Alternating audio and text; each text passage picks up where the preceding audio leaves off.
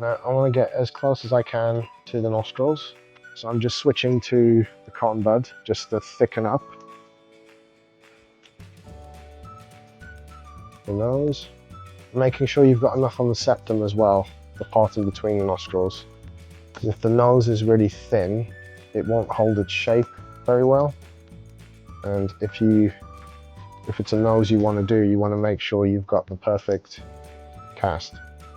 Picking up all four layers of your piece, dipping it in, squeezing off the excess. Remember, if this is soaking wet and you're placing it on the face, it will run everywhere and it will potentially go into the nostrils as well, which you don't want. So making sure it's not dripping. So when life casting, you want to really reduce the amount of time the person's in the chair. So making every stage as fast as possible is good. Just making sure there's no gaps between the bandage and the silicone. Now, the bandage you do not want to put onto the skin.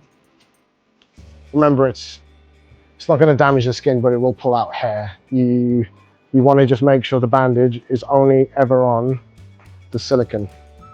You want a little bit of an overlap.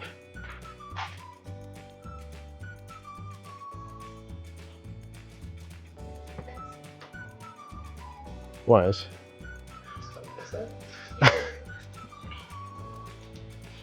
Right. So once you've got the face covered with the pieces, you have these parts that will go around the edge to reinforce it.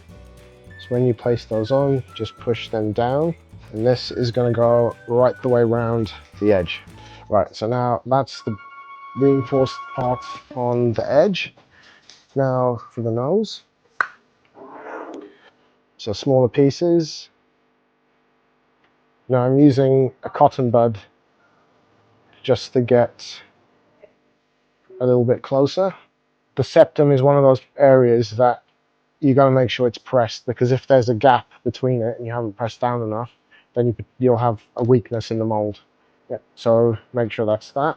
So yeah, I'm just supporting the chin, pushing down on the forehead. That comes off.